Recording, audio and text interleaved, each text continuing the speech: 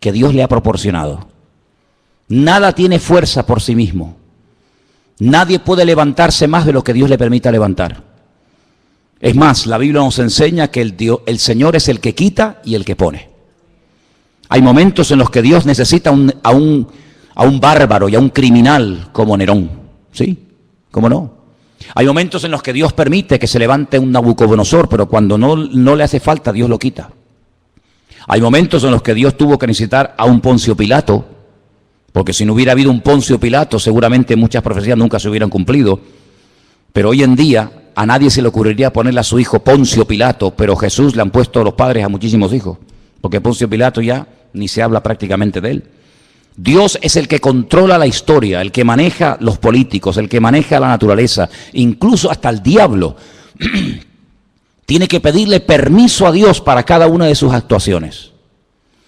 Y los políticos que están ahora en la calle, pues algunos pueden ser mejores, otros pueden ser peores. Yo ahí ni entro ni salgo porque yo como cristiano no pierdo mi tiempo en esas cuestiones. Yo sé a lo que Dios me ha llamado y a lo que Dios no me ha llamado. Lo tengo clarísimo. Dios me ha llamado a mí a predicar el Evangelio, a Cristo crucificado y a este resucitado y punto, y todo lo demás. Nuestra obligación es orar, nuestra obligación es respetar, nuestra obligación incluso es someternos a las autoridades siempre y cuando, escuche bien, siempre y cuando no vayan en contra de la palabra. Hasta ahí podíamos llegar. Mientras vayan en una línea que no vaya en contra de la palabra de Dios, de acuerdo, por ahí entramos. Pero en el momento en el que se dicte una ley, en el que nos prohíban, nos impidan en un momento determinado hasta predicar el Evangelio, como ha habido ocasiones, y en este país se ha prohibido predicar el Evangelio, y en este país se han quemado a cristianos, y en este país se ha torturado a cristianos, y se han quemado Biblias, etcétera, etcétera, nosotros automáticamente, por encima de la autoridad, del sometimiento al hombre, nos sometemos a la autoridad, de la máxima autoridad que es nuestro Dios, y al cual honramos y servimos con nuestra vida. Hay momentos en la Biblia en la que encontramos que hay personas, creyentes, grandes hombres de Dios, que se sometían a la autoridad del momento, pero llegaba un momento en el que decían, amigo, hasta ahí podemos llegar. Tenemos el caso de los discípulos, cuando dice la Biblia que por predicar el Evangelio, por orar por la gente necesitada en las calles de Jerusalén, fueron confrontados por las autoridades de la época y les prohibieron categóricamente predicar el Evangelio. Y Pedro y Juan dijeron, por encima de vosotros nosotros obedecemos a nuestro Dios, porque no vamos a dejar de predicar lo que hemos visto y lo que hemos oído. Y ellos, aunque fueron torturados, aunque fueron puestos en la cárcel, ellos seguían predicando el Evangelio. ¿Por qué? Porque nosotros nos sometemos 100% al Señor y al hombre con condiciones. Al Señor nos sometemos 100%. Todo lo que Él mande, todo lo que Él ordene, aunque no lo entienda, lo tenemos que acatar. Hay momentos en los que Dios a lo largo de la historia dio leyes, mandamientos a sus hijos que son muy difíciles de entender. Por ejemplo, cuando Dios le pide a un padre que sacrifique a su hijo sobre un altar. Díganme ustedes si eso no tuvo que ser una prueba tremenda. Cuando el Señor permitió que a José lo vendieran sus propios hermanos y fuera acusado de un falso delito que no había cometido, como era abusar de la esposa del amo, de Potifar, ¿verdad? Sin embargo, nosotros sabemos perfectamente que para poder vivir en paz y en armonía, con el que tenemos que llevarnos bien es con el Señor. Porque Él nunca nos va a fallar, amén, hermanos. Él nunca nos va a fallar. Quiero que vengan conmigo a una de las cartas que el apóstol Pablo escribió a su hijo en la fe, a Timoteo. Y en una de las cartas que Pablo le escribe a Timoteo, es muy interesante lo que nos dice en 1 Timoteo capítulo 2. 1 Timoteo capítulo 2 dice, verso 1, exhorto ante todo a que se hagan rogativas, oraciones, peticiones y acciones de gracias por todos los hombres. Esa es nuestra obligación, orar por todos los hombres, por los reyes y por todos los que están en eminencia, para que vivamos quieta y reposadamente en toda piedad y honestidad. Pero la iglesia no está en este mundo, hermanos, para casarse con nadie. La iglesia, el pueblo de Dios está en este mundo para denunciar el pecado. La iglesia está en este mundo para ser una voz profética en contra de la corrupción, en contra de la injusticia, en contra de todo aquello que Cristo no haría y que Cristo no mandó. ¿Cuántas veces oímos comentarios de la gente que dice, en este país la justicia es un cachondeo? ¿No habéis oído ese comentario? En este país la justicia no existe. Y es tremendo, ¿no? Es tremendo ver a veces auténticas injusticias en nombre de la falsamente llamada justicia. Pero nosotros no tenemos que derrumbarnos y tenemos que sentirnos, digamos, defraudados. Porque yo siempre he dicho que para no sentirte defraudado, lo mejor es no esperar nada de nadie. Y si tú pones una confianza, una fe, una expectativa, una ilusión en proyectos, en ideas, en un programa electoral, o llámalo como quieras, y luego no se cumple por lo que sea, porque no se pudo, porque no se quiso, por lo que fuera, pues mucha gente se lleva tremendas desilusiones. Y por eso muchas veces en los países el nivel de abstención de la gente que tenía que haber votado es enorme. ¿Por qué? Porque la gente está quemada.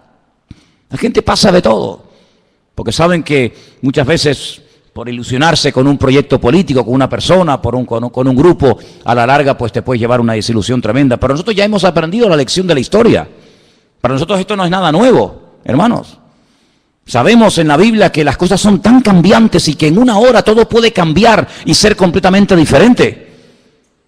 Dice la Biblia que hubo un momento en Canaán, en la tierra de Canaán, donde vivía Jacob con sus hijos, que había hambre, había necesidad, no había trabajo, los animales estaban muriendo de sed, no había comida, no había nada. Y Jacob manda a sus hijos a Egipto. Y todos conocemos, hermanos, que allí en Egipto se encontraba su hijo José. Y todos, para no alargar demasiado la historia, todos sabemos que con el paso del tiempo, toda la familia, casi 70 personas, deciden trasladarse de Canaán a Egipto. Y cuando llegan a Egipto, pues José es una de las personas más importantes del imperio de Egipto. Y el faraón le dice, oye, recibe a tu padre y las mejores tierras, las mejores posesiones, dáselas. Y se fue a la tierra de José, en la desembocadura del río Nilo. Y allí pues ellos llevaron una vida de maravilla. Pero dice la Biblia que cuando murió ese faraón, todo cambió. Aquello que empezó tan bonito, aquello que empezó siendo algo tan maravilloso, una puerta abierta de ser pobre gente allí en Canaán que no tiene ni para comer, ni agua tenían. Y ahora verse como las personas más importantes de Egipto, pero todo cambió. Dice que se levantó otro faraón que fue completamente diferente al anterior faraón y lo fue convirtiendo paulatinamente, poco a poco, en la mano de obra barata, en auténticos esclavos. Y aquello que empezó tan bonito terminó siendo un desastre. Y dice que la aflicción, el llanto, la muerte, la esclavitud se apoderó de aquellos miles y miles de personas que se habían ido reproduciendo y reproduciendo en Egipto. Y bueno, y cada día era peor, y más presión, no salieron a tiempo. Tenían que haber salido antes, pero no supieron discernir los tiempos. Se quedaron demasiado tiempo en Egipto. Tenían que haber ido y salir, pero se quedaron allí. ¿Por qué? Porque se salían cómodos, había trabajo, había abundancia, había prosperidad. ¿Para qué voy a volver otra vez a Canaán? ¿Para qué? No salieron a tiempo. Y dice la Biblia que de la noche a la mañana se promulga un edicto donde el faraón decreta que todos los niños tienen que morir asesinados, arrojados vivos al río Nilo. Y dice, pero bueno, ¿y a qué viene esto? Amigo, el diablo también tiene sus planes, ¿sabes? El diablo también tiene su agenda, tiene sus proyectos, tiene sus objetivos. Y dice la Biblia que el pueblo comenzó a clamar. El pueblo comenzó a desesperarse porque veían que aquello iba a peor y a peor y a peor. Y todos conocemos, hermanos, que después de 40 años prácticamente de no saber nada de este hombre, de repente el Señor llama a un anciano, porque ya Moisés era un hombre ya muy mayor, y el Señor lo llama, le dice, saca de la esclavitud a mi pueblo. ¿Quién lo diría? ¿Quién lo diría cuando José fue y habló con el faraón, y se presentó ante el faraón, y repartieron aquellas tierras, y se les permitió construir ciudades para que ellos vivieran tranquilos con sus leyes, con sus costumbres, con sus tradiciones, con sus cánticos, con su típica vida, ¿verdad? ¿Quién les iba a decir que aquello se iba a convertir en una auténtica tragedia y dolor? Pero bueno, así son las cosas.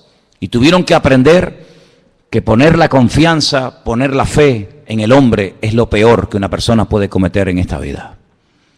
Hemos aprendido de la historia, hermanos, hemos aprendido los cristianos a base de sangre, a base de martirio, a base de muerte. Maldito el hombre que confía en el hombre. Es interesante notar que cuando el Señor Jesucristo le dice a sus discípulos en el Monte de los Olivos que la ciudad de Jerusalén va a ser sitiada, que el templo va a ser destruido con una agresividad tan brutal que dice que no quedaría ni piedra sobre piedra. Es interesante que la historia dice que muy pocos cristianos murieron en aquellos días, en el año 70 después de Cristo en Jerusalén, porque ellos habían recordado, ellos sabían que el Señor Jesucristo había profetizado la futura destrucción de Jerusalén y del templo. Y dice que murieron miles de judíos, pero muy pocos cristianos. ¿Por qué? Porque recordaban las palabras del Señor y el que tenían que salir de allí y supieron interpretar los tiempos. Y nosotros, si algo necesitamos hoy en día más que nunca, es discernimiento espiritual. Amén. Las cosas no ocurren por casualidad. Saber por qué pasan estas cosas y de dónde salió y por qué está ocurriendo esto. Y hermanos, estamos oyendo en estos días en televisión nombres de los tiempos de la Biblia. Dice la Biblia que el primer poderoso de la tierra, por así decirlo, el primer tipo del anticristo, el primero de todo fue Nimrod. Tremendo. Y en estos días hemos oído hablar de la destrucción de la ciudad de Nimrod, ¿verdad? ¿Qué te parece? Y estamos oyendo hablar otra vez de Nínive. Y estamos oyendo hablar de lugares bíblicos. Pero es que la palabra de Dios nos enseña que esos sitios quedarían totalmente arrasados y que no quedaría piedra sobre piedra y que esas ciudades serían cueva de hurones y de chacales. Y estamos viendo cómo estas personas entran en ciudades emblemáticas con una cultura y con una trayectoria y con una arqueología y etcétera, y vienen y arrasan con todo. Pero eso es casualidad, no. Está escrito en la palabra, hermanos, tenéis que leerlo. Está escrito en la palabra que de esas ciudades no quedaría ni el polvo, ni el recuerdo de esas ciudades. Y estamos viendo cómo se están cumpliendo las palabras del Señor, las profecías, de una forma impresionante. Y tenemos que abrir nuestros ojos, porque la Biblia dice que el Espíritu estaría hablando a la iglesia continua y permanentemente. Y tenemos que oír lo que dice el Espíritu. Tenemos que saber interpretar lo que está ocurriendo, porque nada, vuelvo a repetir, ocurre por casualidad. Es interesante notar, yo leía en esta semana que cuando le llega la noticia al patriarca Abraham de que dos ciudades muy importantes de la época iban a ser totalmente destruidas y nunca más se volverían a reconstruir, me refiero, como sabéis, a Sodoma y Gomorra, la Biblia nos enseña que Abraham empezó a orar, porque Abraham conocía a Dios. Y Abraham le dice al Señor: Señor, tú vas a destruir en las ciudades al justo y al injusto. Tú no eres así, yo te conozco. Si en esa ciudad hay 50 justos, tú vas a destruir una ciudad habiendo 50 justos en ella. Y el Señor le dice: si yo encuentro 50 justos en la ciudad, no la destruyo. Luego hay como una protección en una ciudad cuando hay un cierto y determinado número de creyentes. El problema es que no había 50. Pero cuando Abraham ve tan determinado al Señor y le dice: bueno, pero es que a lo mejor no hay 50, pero puede haber 45, y va bajando, y a lo mejor hay 40, y a lo mejor hay 35, y a lo mejor hay 30. Pues la conclusión a la que llegó Abraham es que el Señor podía destruir la ciudad, porque en esa ciudad no había una protección, una cobertura que protegiera a la ciudad de la ruina. ¿Y sabéis por qué este país nos ha ido totalmente al garete? Por las oraciones del pueblo de Dios. Porque por eso el Señor dice que somos la sal de la tierra y la luz del mundo. Si no fuera por los creyentes, Venezuela ya no existiría, España ya no existiría. Muchas naciones de la tierra donde se han hecho auténticas barbaridades y se siguen haciendo, ya no existirían. Serían pasto de las llamas, serían destruidas por un terremoto, ¿sabe Dios por qué? Pero todavía se mantienen en pie por la misericordia del Señor. Porque allí están los hijos de Dios, clamando de noche y de día. Y hay momentos en los que Dios confronta a los profetas y le dice: yo no quería destruir Jerusalén, pero es que no encontré a un hombre, dice, no encontré ni a uno que hiciera vallado, no encontré ni a uno orando, y como no encontré a uno, pues la destruí. Hay como una protección, hermanos. Es interesante notar que cuando las tribus de Israel en el desierto reciben la orden de ir a tomar posesión de la tierra de Canaán, la Biblia nos enseña que Moisés mandó, lo explicamos en su momento, no sé si os acordáis, que mandó a 12 exploradores. Yo expliqué que la palabra espías y la palabra exploradores en la Biblia es completamente diferente. Lamentablemente, cuando en nuestras Biblias en castellano se habla de los 12 que fueron a reconocer la tierra, dice los 12 espías, pero no aparece la palabra espías. Aparece la palabra exploradores. Y permítame que vuelva un poquito atrás. ¿Cuál es la diferencia? Pues es abismal. El espía entra ocultamente, secretamente, no quiere que lo descubran. La misma palabra dice, es un espía. Es lo que mandó Josué a la ciudad de Jericó. Entren tranquilamente, y mandó dos, lo mandó ahí a un montón de gente. ¿A dónde entraron? Pues a un sitio muy concurrido por gente, para no levantar sospechas, a una casa de prostitución, donde estaba Rahab, y allí ocultamente estuvieron y se escondieron, iban de espía. Los 12 mal llamados espías no eran así, eran exploradores que iban a reconocer la tierra. Una de las cosas que Moisés le dice, vayan y reconozcan la tierra, si las ciudades están amuralladas o no. Porque si no están amuralladas, esta gente no nos tiene miedo. Pero si ellos en este tiempo que han oído que salimos de Egipto y vamos a entrar en Canaán, si las ciudades ustedes observan que tienen murallas, es que nos tienen miedo. Y ellos contaron que las ciudades tenían murallas que llegaban al cielo como algo negativo, y era todo lo contrario, era algo muy positivo, porque dice la Biblia que Jericó estaba bien cerrada porque tenían miedo a causa de los hijos de Israel. Entonces ustedes vayan, y si ven a toda la gente con las puertas abiertas, las ventanas abiertas, sin murallas, es que no nos tienen miedo, esta gente son terribles. Pero si están dentro de las ciudades y las cierran por la noche, es que nos tienen pánico. Ellos pensaban que era algo negativo. Dice la Biblia que una de las cosas que le dice Moisés, dice, vayan y díganme si en la tierra de Canaán hay árboles. Qué pregunta más tonta, ¿cómo no va a haber árboles en un país? Es normal que por lo menos haya un árbol, ¿no?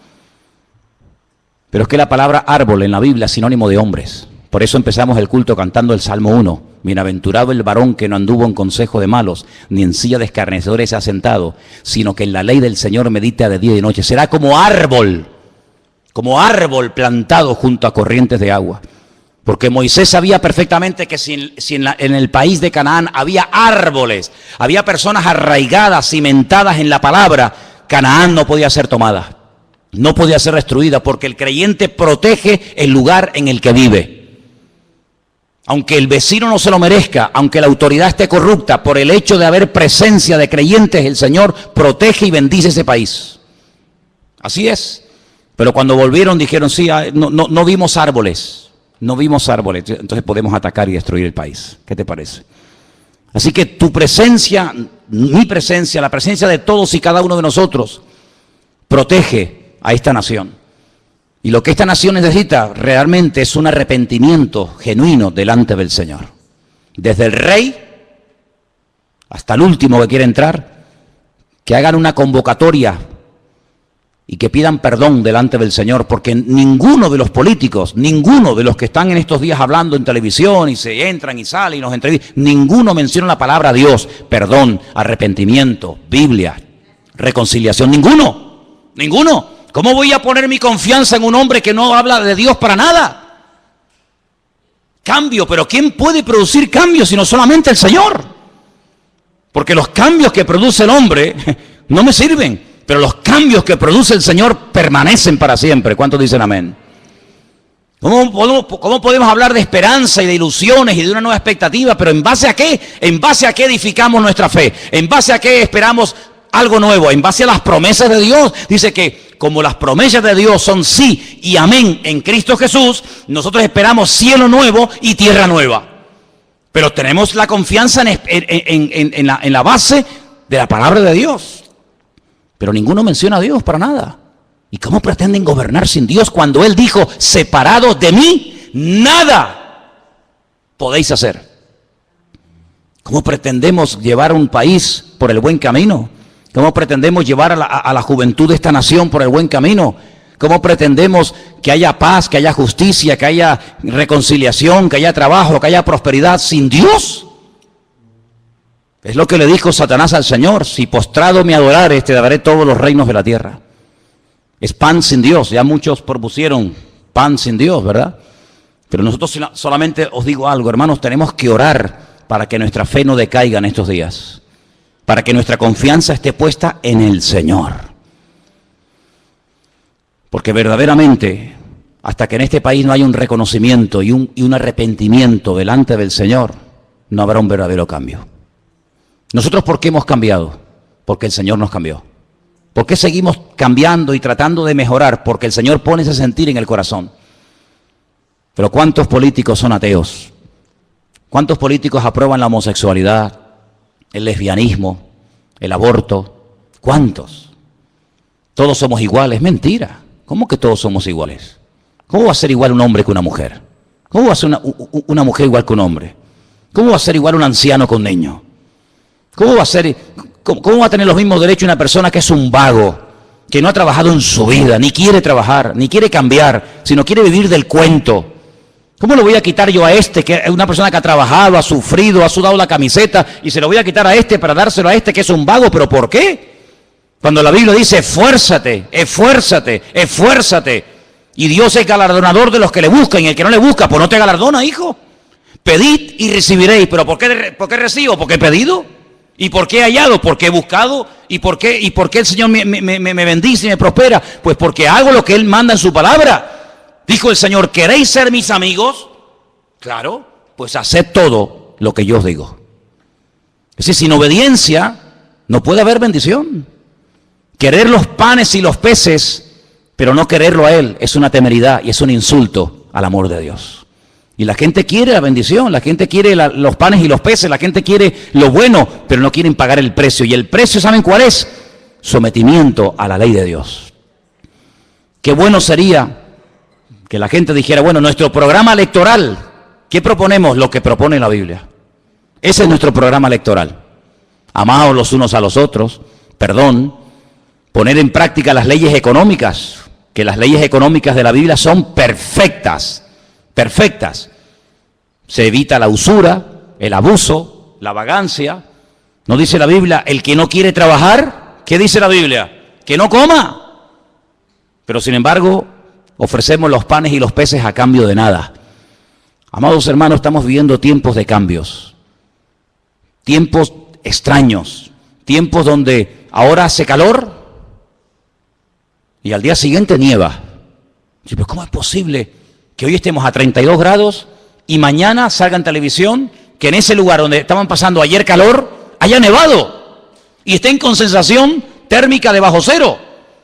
Lo natural, siempre os he enseñado, es un reflejo de lo espiritual. Y estas cosas raras que estamos viendo en el clima, estas cosas extrañas, países que así son destruidos, como por ejemplo Nepal, con todo mi respeto, ¿qué era Nepal? Un centro de idolatría, un centro de templos paganos donde se adoraba a los monos, las ratas, los piojos, las serpientes, y las montañas que adoraban se les vinieron encima. ¿Qué te parece, amigo?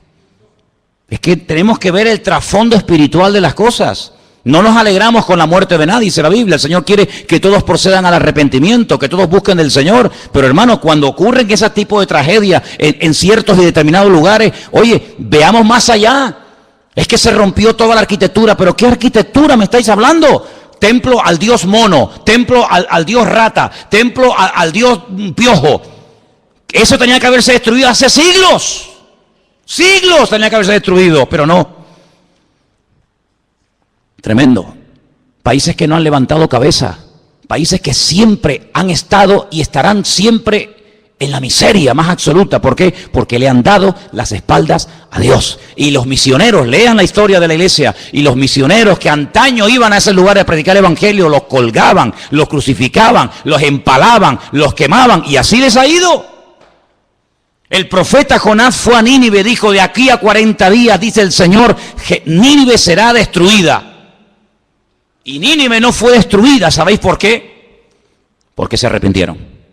Ya el Señor tenía determinado el castigo, la destrucción, la aniquilación total y absoluta de Nínive. Pero Nínive duró mucho tiempo, porque hubo arrepentimiento. Dice que desde el más grande hasta el más chico se pusieron a orar, a ayunar, pidieron perdón. Esto le molestó mucho a Jonás.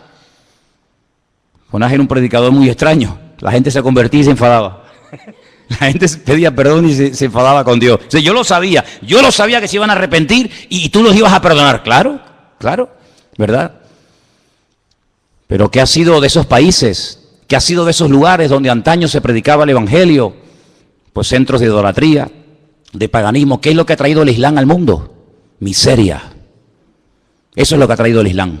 Miseria, pobrezas, donde 4 viven como reyes y el resto del pueblo ni en la Edad Media. Eso es lo que ha traído el Islam, el Corán. Miseria, pobreza, injusticias, países que no terminan de levantar cabeza. Qué tremendo, ¿verdad? Por eso, amados hermanos, nuestra confianza no está en el hombre, nuestra confianza está en Dios. Si me preguntan ustedes, ¿y tú qué vas a hacer? Yo no creo en el hombre, en ninguno de ellos, en ninguno de ellos, en ninguno. Porque la historia nos ha demostrado a nosotros los cristianos que lo que empieza muy bonito, al final puede terminar convirtiéndose en una auténtica ruina. Y mi expectativa, mi confianza no está puesta en el hombre, mi confianza está puesta en el Señor. Nuestra obligación, ¿cuál es? Orar. Eso sí tenemos que hacer. Orar, porque esa gente sin oración son vulnerables. ¿Se imaginan ustedes un rey? ¿Se imaginan ustedes un presidente de un gobierno? ¿Se imaginan ustedes un gobierno sin la ayuda del Señor? Es una locura, una auténtica temeridad. Y las barbaridades que se han hecho, lo que se ha saqueado, lo que se ha robado, lo que se ha mentido, lo que se ha tapado, ha sido algo realmente tremendo. Y la iglesia tiene que despertar ante la realidad de que a veces hay mucha corrupción y mucha tiniebla porque hay poca luz. Cuando hay poca luz, parece que hay muchas tinieblas. Pero cuando hay luz, las tinieblas se disipan, por pequeñas que sean. Tenemos que comenzar a tomarnos más en serio nuestra relación con Dios. Tenemos que comenzar a orar más por esta nación para que el Señor verdaderamente ponga su mano y reconozcan que la única forma de llevar a este país a buen puerto es por la ayuda del Señor. Si no es por la ayuda del Señor, todos nosotros veremos con nuestros propios ojos cómo este país nunca levantará cabeza. Porque España, sinceramente, por la historia, España no merecía ni existir. Pero Dios ha tenido tanta misericordia y compasión de este país, pero porque en este país se ha derramado mucha sangre de hombres y mujeres que dieron su vida por Cristo. Cuando miramos al continente latinoamericano, desde prácticamente el sur de los Estados Unidos hasta la Patagonia, donde hay millones y millones y millones, docenas de países que hablan nuestro propio idioma, ¿verdad? Y la Biblia que utilizan es igual que la nuestra, pero ¿quién la tradujo? ¿Quién tradujo esa Biblia? Un hombre que se jugó la vida y un hombre que murió como un mártir por escribir la Biblia al idioma castellano. Y los que dieron su vida por introducir la Biblia en nuestro propio idioma para que nos llegara hasta el día de hoy, ni te imaginas, ni te imaginas. Y Dios ha tenido misericordia de este país, porque millones de personas han llegado a conocer la palabra de Dios, han llegado a servir al Señor, a predicar el Evangelio, a conocer la voluntad de Dios, porque alguien un día les tradujo la Biblia en su propio idioma. Y por eso Dios ha tenido misericordia. Pero si no fuera por esas cosas, realmente no nos mereceríamos absolutamente nada, porque los desastres que hemos hecho en el nombre de Dios han sido terroríficos, terroríficos. Por lo tanto, lo que tenemos que hacer es orar. Orar, orar, orar. Señor, pon tu mano. Toma las riendas de este país, Señor. Y ¿saben una cosa? La Biblia dice que cuando nos humillamos, Dios sana la tierra. Dice, si mi pueblo se humillare, invocare mi nombre, yo sanaré la tierra. Ya que no lo quieren hacer los que lo deberían de hacer, hagámoslo nosotros. Oremos al Señor, pidamos perdón al Señor por los pecados, pidamos al Señor misericordia. No nos estemos involucrando en batallas que no son nuestras batallas. Me llama mucho la atención cuando Pablo dice, yo he peleado, sí, pero la buena batalla, No la batalla, no, la buena batalla. Hay batallas que yo no las peleo, no me interesa, no son mi batalla, no son mi guerra. He peleado la buena batalla. Hay batallas que como te metas te matan. Mira Jonatán. Jonatán fue a la batalla, fue a la guerra, pero no tenía que estar allí. Era una guerra perdida de entrada. ¿Por qué? Porque el rey no tenía el respaldo del Señor. Su padre había sido desechado por el Señor. ¿Para qué se tiene que enrolar él en una batalla que le va a costar la vida? Y así fue. Lo mataron a él, a sus hermanos, a su padre, porque se metió en una batalla en la cual Dios no estaba. Y hay gente que se mete en camisas de 11 varas, pero el apóstol Pablo dice, no, yo he peleado la batalla, pero la buena batalla, la batalla de la fe, la batalla del Evangelio, y he mantenido la fe, he guardado la fe. Me dejaron solo, no estuvo nadie conmigo en mi primera defensa, pero el Señor estuvo conmigo, dice la Biblia. Y él, hermanos, les recomendaba a los creyentes que dada la presión social y política de la época, dice, oren, rueguen al Señor para que tenga misericordia y para que ponga su mano sobre la vida de todos y cada uno de sus hijos. Y eso es lo que queremos hacer, amén, hermanos. Queremos orar para que no nos dejemos seducir, ni sorprender, ni entusiasmar por las promesas del hombre, sino por las promesas de Dios. Yo le digo a mucha gente y termino, si algunos tuvieran más fe en las promesas de Dios que en las promesas de los hombres, ¿qué tipo de creyente sería más diferente? Hay gente que tiene una fe a pie juntillas en lo que prometen, en lo que dicen, en lo que van a hacer, en lo que no van a hacer. Si tuvieras la misma fe en las promesas del Señor, madre mía, qué maravilla de creyente sería. Sería algo espectacular. Así